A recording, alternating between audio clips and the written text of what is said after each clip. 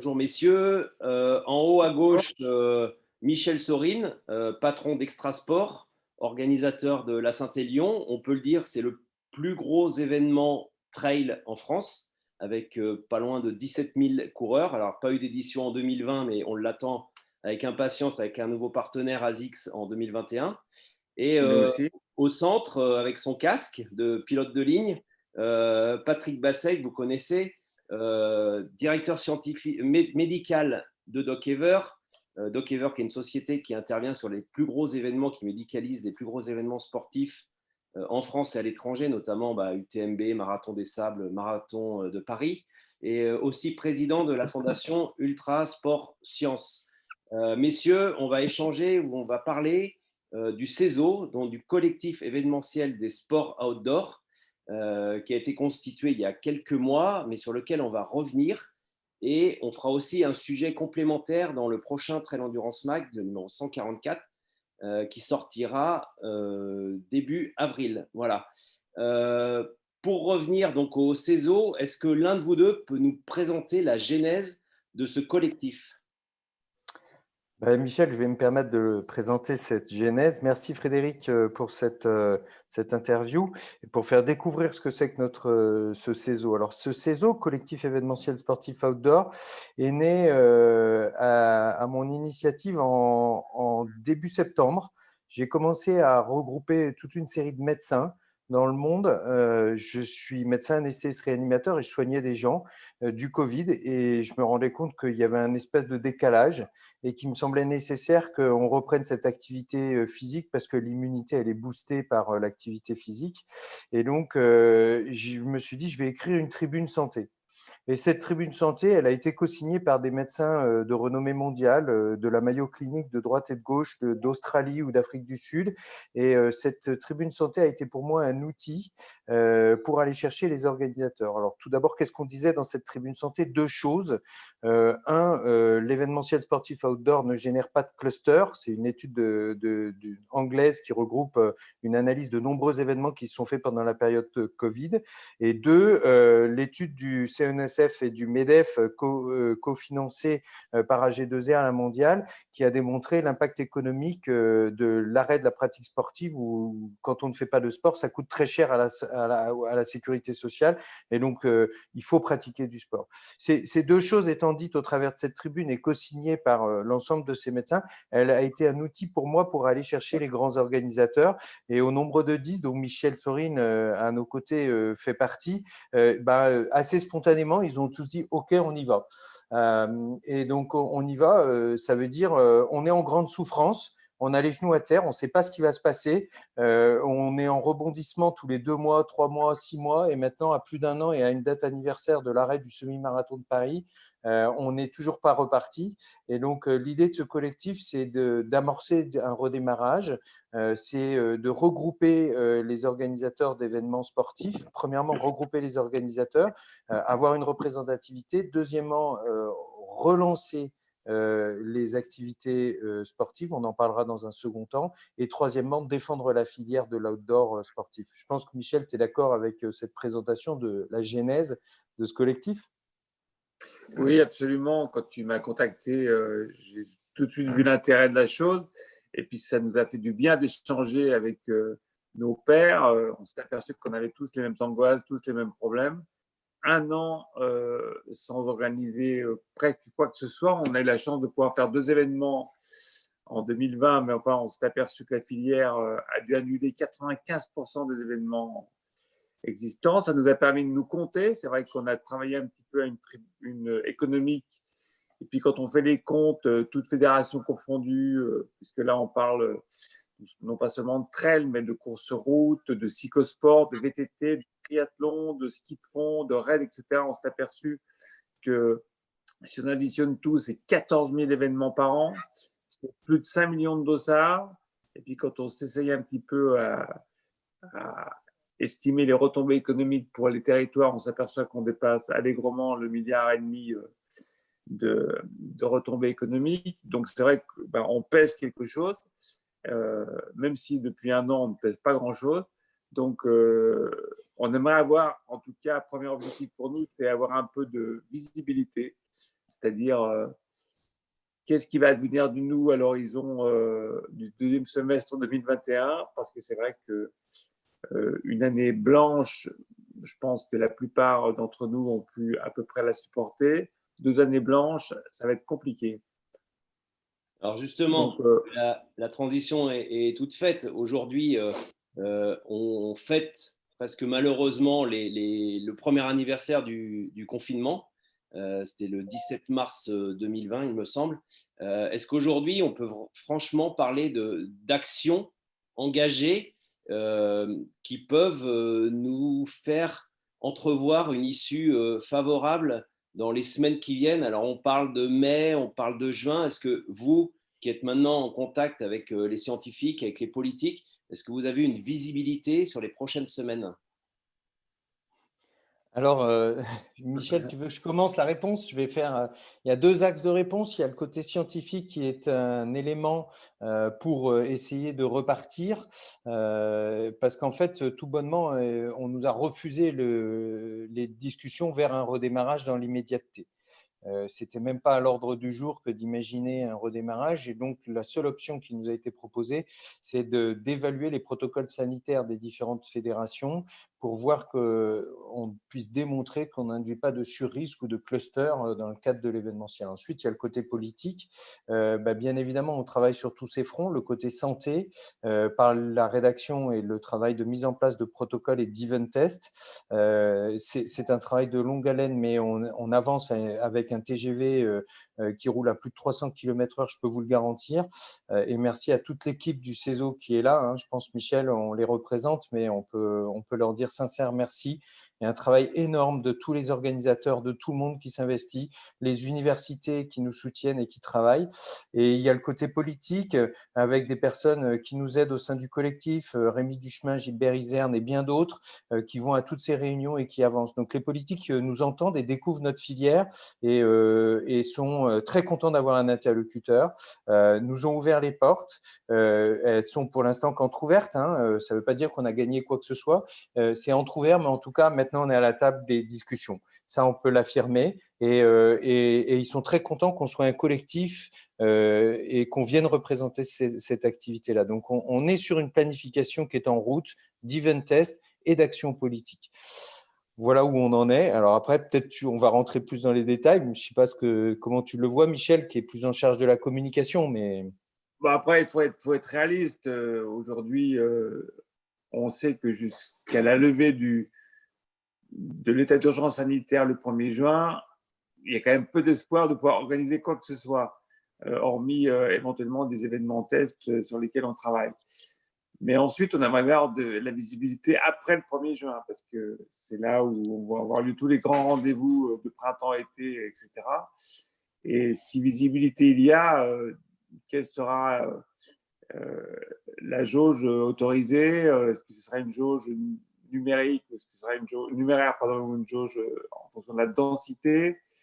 On aimerait bien également qu'une certaine logique, parce qu'on s'est aperçu l'an dernier que selon le département, selon la préfecture auquel on devait rendre des comptes, on n'était pas tous logés forcément à la même enseigne. Certains préfets étaient ouverts et disaient oui, d'autres disaient non, parce que c'était facile d'ouvrir le parapluie dès qu'on voyait événement, regroupement, plus de 200 personnes. Donc, nous, aujourd'hui, je pense que tous les organisateurs savent que ça va être très compliqué avant le mois de juin, mais il faudrait qu'on ait un tout petit peu de visibilité après le 1er juin. Voilà. Donc, ouais. Alors justement, c'est aussi, vous parliez d'événements test. Alors, qu'est-ce que vous définissez par un événement test, sachant que vous en parlez, il y a effectivement des compétitions qui ont lieu. On le voit notamment dans le ski alpinisme, où beaucoup de compétitions ont eu lieu cet hiver, même si c'était réservé à plutôt des coureurs expérimentés et pas forcément ouvert au grand public, à l'image de la Pyramenta ce week-end qui était réservé aux équipes nationales. Mais est-ce que justement, on ne peut pas s'appuyer sur ce qui se fait en ski alpinisme, alors aussi à Courchevel, qui a réussi à maintenir des événements en contre-la-montre tout l'hiver. Est-ce qu'aujourd'hui, ces événements tests pourraient s'appuyer sur cette expérience des événements hivernaux, même certains en biathlon ou d'autres? Alors, je vais me permettre de répondre parce que c'est une histoire de protocole. Les fédérations ont fait des protocoles pour les pros. Dès le départ, les professionnels ont été acceptés, quel que soit le sport, ont été acceptés de réaliser leur compétition. Donc, on voit bien que le football s'est maintenu à huis clos. On voit bien que les compétitions, comme par exemple les Coupes du Monde de championnat de ski comme le Kandahar, dont j'ai été médecin-chef, ont eu lieu. Maintenant, si on en arrive à organiser les épreuves de grand public, c'est-à-dire plus les professionnels, mais grand public, sous la même organisation que les pros, ça va être invivable et irréalisable. Il faut être très objectif. Le Kandahar, c'est plus de 2000 analyses biologiques, c'est 4 bulles ou 3 bulles sanitaires, c'est des gens qui ne se parlent pas, c'est d'une complexité pharaonique, c'est réalisable pour 50 athlètes qui vont faire une descente, mais c'est irréalisable à l'échelle. Donc oui, on a des choses à apprendre de ces organisations professionnelles qui se sont tenues pendant cette période de Covid, mais on est en phase d'adaptation. Les protocoles de chaque fédération sont en uniformisation à la rédaction d'un seul protocole sanitaire renforcé qui est en cours de validation et qui va être soumis à la cellule interministérielle de crise. Et l'idée des test events, il est bien d'utiliser un protocole renforcé, un protocole sanitaire renforcé avec un programme de recherche qui vient observer que ce protocole renforcé ne génère pas de cluster pendant les test events. Donc, c'est faire une phase expérimentale sur 5 à 6 événements avec un protocole sanitaire unique pour les 3 fédérations qui nous soutiennent très fermement, Fédération française de cyclisme, Fédération française de triathlon et Fédération française d'athlétisme. Ce protocole sanitaire unique renforcé serait la base de travail pour un protocole de recherche, de démonstration. Mais ça n'empêche pas que si on arrive à l'organiser et on a bon espoir, à la fin du mois, le 23, on aura une réponse pour savoir si on va pouvoir passer dès le début du mois prochain sur des event tests. Donc, à la fin du mois, on le saura. On a bon espoir que ces protocoles de recherche ne seront pas ce qui va se passer dans la vie de demain. Il va bien falloir redémarrer avec des protocoles sanitaires renforcés. Et donc, on est en plein travail avec les pouvoirs publics du ministère de la Jeunesse et des Sports et de la Santé qui ont créé des cellules interministérielles de crise, de faire valider tous ces protocoles. On est en plein dedans. Donc, phase test, protocole sanitaire unique, phase test expérimentale, qui sautera si on n'y arrive pas et qu'on espère partir à une réouverture. Mais en tout cas, essayer de rentrer dans la première vague est déjà notre premier combat. Parce que on ne l'a pas dit, mais il va y avoir des vagues de déconfinement. A priori, c'est en cours de préparation. Il y aurait des vagues de déconfinement à 3 niveaux, 3 phases. Et on essaye de faire en sorte que l'activité sportive outdoor soit dans la première phase du déconfinement. Donc, et c'est un combat, c'est-à-dire c'est un combat, il faut qu'elle ait expliqué ce qu'on fait, parce qu'en fait, on n'est pas connu. On a fait une grave erreur dans l'outdoor, on ne s'est jamais fédéré, et donc on est quasiment inconnu. Autant les stades qui représentent énormément de pouvoir économique et qui sont représentés, autant l'outdoor n'a malheureusement pas eu cette unité. Donc voilà un peu les étapes qui sont en train de se profiler. Michel, vous avez déjà quelques bases sur ce que pourraient être ces test events. Vous avez déjà un schéma directeur de tracé ou pas du tout? Ah bah là, je laisserai Patrick expliquer. Après, les test events sont effectivement des protocoles assez lourds à mettre en place, mais je pense que le jeu en vaut la chandelle. Nous-mêmes, nous sommes portés candidats avec le trail d'effort et potentiellement également avec le Grand Trail du Saint-Jacques qui suit tout début juin, mais c'est peut-être déjà trop tard. Après, je sais qu'il y a d'autres candidats. Je pense qu'il faut peut-être en passer par là pour envoyer un peu d'oxygène à la filière. Ce qui est quand même intéressant, je rebondis sur ce que je disais au départ, c'est qu'à travers le CESO, on a reçu le soutien déjà de près de 500 autres organisateurs et on leur pose des questions d'ordre économique. Et c'est quand même assez intéressant de voir les réponses à une question qui est que va-t-il se passer en cas de deuxième année blanche pour vous? 15 à 20% des organisateurs sont prêts à laisser tomber définitivement. Donc c'est quand même un chiffre un peu alarmiste. Je pense que les gens ont puisé déjà dans leurs fonds propres et une deuxième année telle que 2020 leur serait fatale. Donc, c'est vrai que c'est important et je pense que là, la filière est prête, je pense, à mettre pas mal de choses sur la table pour que ça reprenne, et notamment les événements tests. Et je pense également à un protocole sanitaire unique renforcé par rapport à ce qu'on a pu connaître encore en 2020 pour vraiment rien laisser au hasard et être organisé en toute sécurité pour le public, pour les bénévoles et pour les participants. Et ça, je pense qu'on est tous prêts à faire la démarche, même si effectivement c'est très contraignant, ça peut être potentiellement très coûteux, mais si la reprise doit passer par là, on s'adaptera sans aucun problème. Patrick, je ne sais pas ce que tu en penses. Est-ce que tu peux expliquer en quoi pourrait consister un événement test lambda? Alors, un événement test lambda, c'est l'application du protocole sanitaire unique qui va être validé par la cellule interministérielle de crise, pour lequel, bien évidemment, c'est un protocole dit renforcé. Il sera plus exigeant que celui déjà érigé par la Fédération française d'athlétisme. Nous n'avons pas bien le choix. Les retours sont clairs et sans ambiguïté. Si nous ne faisons pas preuve de rigueur, il n'y aura pas de réouverture si simple.